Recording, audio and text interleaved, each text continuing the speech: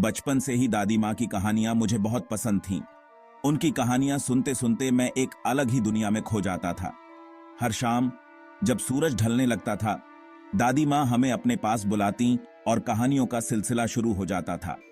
उनकी आवाज में एक जादू था जो हमें मंत्रमुग्ध कर देता था।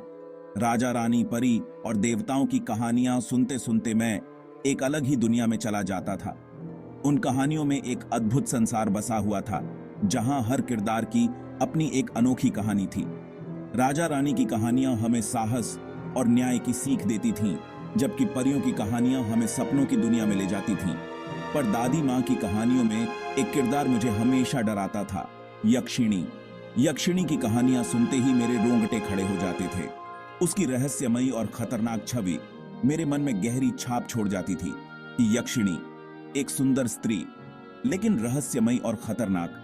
उसकी सुंदरता में एक ऐसा आकर्षण था जो किसी को भी अपनी ओर खींच लेता था, लेकिन उसकी आंखों में एक अजीब सी चमक थी जो उसके खतरनाक होने का संकेत देती थी। दादी माँ कहती थीं कि यक्षिणी अक्सर पेड़ों में छिपकर रहती है और रात के अंधेरे में निकलकर लोगों को अपने जाल में फंसा लेती है। उनकी कहानियों में यक्षिणी का जिक्र आते ही हम सब बच्चे डर से सिहर उठते थे और रात के अंधेरे में निकलकर लोगों को अपने जाल में फंसा लेती है।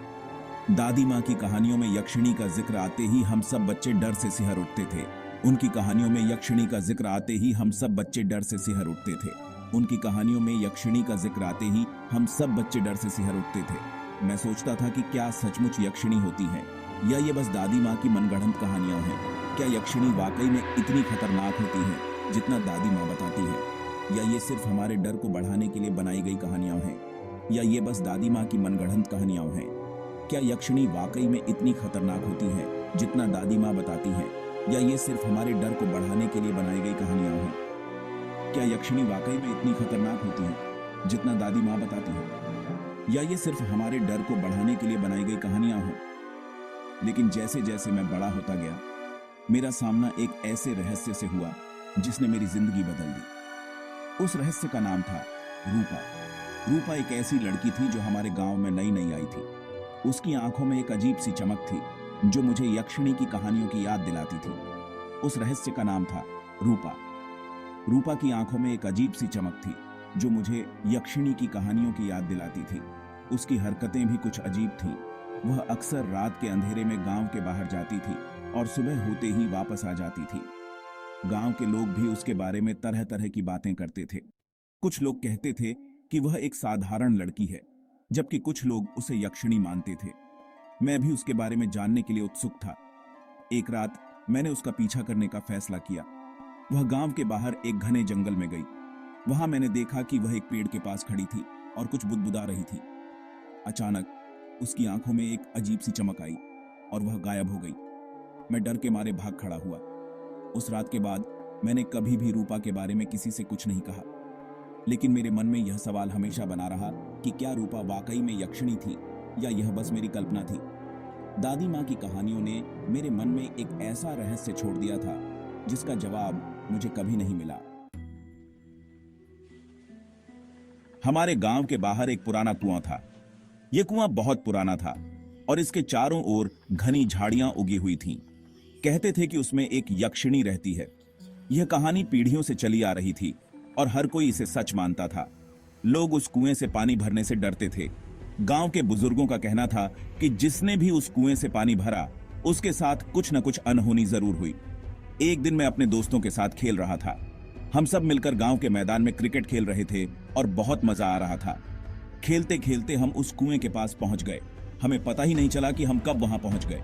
दोस्तों ने कहा, चलो यहां से पानी पीते हैं। सबको बहुत प्यास लगी थी और कुएं का ठंडा पानी बहुत आकर्षक लग रहा था। मैंने उन्हें दादी माँ की कहानी याद दिलाई।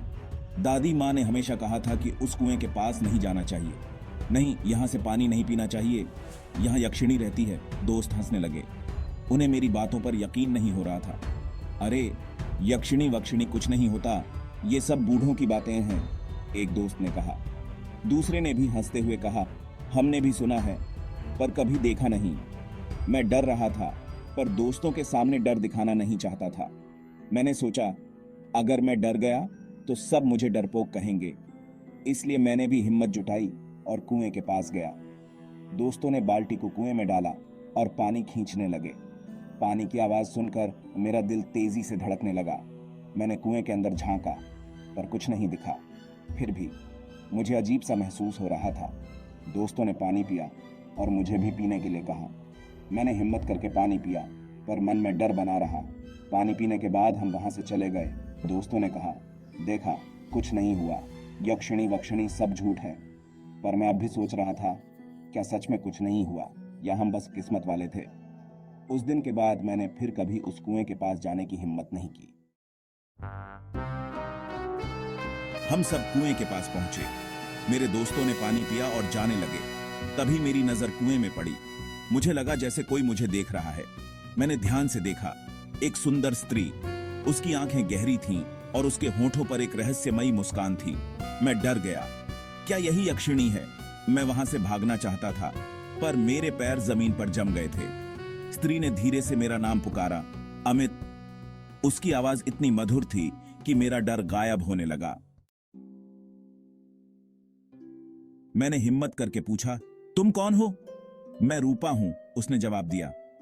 तुम रोज यहां आया करो, मुझे तुमसे बातें करना अच्छा लगता है। उसकी बातें सुनकर मैं एक अलग ही दुनिया में खो गया। अगले दिन से मैं रोज कुएं पर जाने लगा। रूपा से मेरी मुलाकात होती। हम घंटों बातें करते। वह मुझे अपनी दुनिया की कहानियां सुनाती। मुझे उसके साथ समय बिताना अच्छा लगने लगा था। पर मेरे मन में एक डर भी था। क्या रूपा सच में यक्षिणी है? एक दिन रूपा ने कहा, अमित, मैं तुमसे बहुत प्यार करती हूं। क्या तुम मुझसे शादी करोगे? मैं चौंक गया। शादी? यक्षिणी से? मैंने कहा, रूपा, तुम बहुत अच्छी हो पर मैं इंसान हूं और मैं जानती हूं तुम क्या कहना चाहते हो। रूपा ने मेरी बात काटते हुए कहा, तुम यह कहना चाहते हो कि मैं यक्षिणी हूं। उसने आगे कहा, अगर तुम मुझसे शादी करोगे तो मैं तुम्हें अमर बना दूंगी। हम हमेशा के लिए साथ रहेंगे। रूपा का प्रस्ताव सुनकर मेरे मन में एक तूफान आ गया।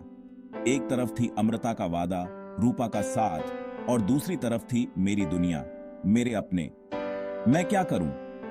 मैंने रूपा से कहा, मुझे सोचने के लिए कुछ समय चाहिए। मैं घर आया और पूरी रात सो नहीं पाया। रूपा की बातें मेरे जहन में घूम रही थीं। अगले दिन मैं गांव के बाहर घूम रहा था। गांव की शांत और सजीव वातावरण में हरियाली और खेतों की खुशबू में खोया हुआ था। पक्षियों की चहचहाहट और हल्की हवा की सरसराहट ने मन को शांति दी। तभी मेरी मुलाकात गांव के सबसे बुजुर्ग व्यक्ति दादा ठाकुर से हुई। दादा ठाकुर गांव के सबसे सम्मानित और ज्ञानी व्यक्ति माने जाते थे। दादा ठाकुर ने मुझे देखा और कहा, बेटा, तुम्हारे चेहरे पर उदासी छाई हुई है, क्या बात है? उनकी आवाज में एक गहरी समझ और चिंता थी। मैंने दादा ठाकुर को सब कुछ बता दिया। मैंने उन्हें रूपा के बारे में बताया, उसके प्रस्ताव के बारे में और अपनी उलझन के बारे में। मैंने उन्हें बताया कि कैसे रूपा ने मुझे अपने जाल में फंसाने की कोशिश की और मैं इस स्थिति से कैसे बाहर निकल सकता हूं। दादा ठाकुर मेरी बातें सुनकर चिंतित हो गए। उनकी आंखों में एक गहरी चिंता और समझ की झलक थी। उन्होंने कहा, बेटा, यह यक्षिणी तुम्हें अपने जाल में फंसाना चाहती है, सावधान रहना। उनकी आवाज में एक गंभीरता और चेतावनी थी। उन्होंने आगे कहा, यक्षिणी बहुत चालाक होती है। वे अपना रूप बदल सकती हैं और लोगों को मोहित कर सकती हैं। यक्षिणी अपनी सुंदरता और मोहकता से लोगों को भ्रमित कर देती है। वे अपने असली रूप को छुपाकर किसी भी रूप में आ सकती है। दादा ठाकुर ने मुझे एक पुरानी कहानी सुनाई। उन्होंने बताया कि कैसे एक यक्षिणी ने एक गांव के युवक को अपने जाल में फंसाया था और उसे अपने साथ ले गई थी। बेटा, यक्षिणी की चालाकियों से बचना बहुत मुश्किल होता है। वे अपने जादू से किसी को भी वश में कर सकती हैं। तुम्हें अपने मन को मजबूत रखना होगा और उसकी बातों में नहीं आना चाहिए। दादा ठाकुर की बातें सुनकर मैंने ठान लिया कि मैं रूपा की बातों में नहीं आऊंगा और सावधान रहूंगा। गांव की शांत और सजीव वातावरण में मैंने दादा ठाकुर की चेतावनी को गंभीरता से लिया और अपने मन को मजबूत किया। दादा ठाकुर से विदा लेकर मैं अपने घर की ओर चल पड़ा। उनके शब्द मेरे मन में गूंज रहे थे और मैंने ठान लिया था कि मैं सावधान रहूंगा। गांव की शाम की शांति में मैंने अपने आप से वादा किया कि मैं किसी भी परिस्थिति में अपने मन को कमजोर नहीं होने दूंगा और दादा ठाकुर की चेतावनी को हमेशा याद रखूंगा। इस प्रकार मैंने अपने जीवन में एक नया संकल्प लिया और दादा ठाकुर की सलाह को अपने जीवन का हिस्सा बना लिया। दादा ठाकुर की बातें सुनकर मैं और भी उलझन में पड़ गया। क्या रूपा सच में मुझसे प्यार करती है या यह सिर्फ उसका जाल है? मैंने फैसला किया कि मैं रूपा की सच्चाई जानकर ही दम लूंगा। मैं वापस कुएं पर गया।